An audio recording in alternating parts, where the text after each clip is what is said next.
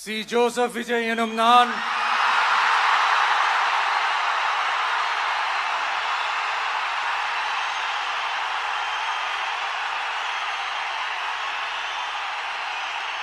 சட்டப்படி அமைக்கப்பெற்ற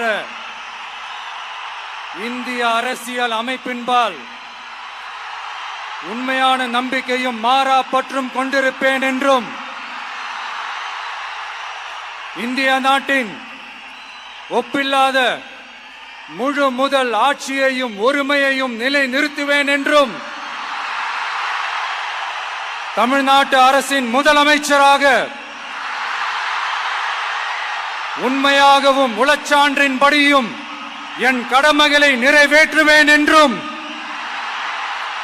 அரசியல் அமைப்பிற்கும் சட்டத்திற்கும் இணங்க அச்சமும் ஒருதலை சார்பும் இன்றி விருப்பு வெறுப்பை விலக்கி பலதரப்பட்ட மக்கள் அனைவருக்கும் நேர்மையானதை செய்வேன் என்றும் ஆண்டவன் மீது ஆணையிட்டு உறுதிமொழிகிறேன்.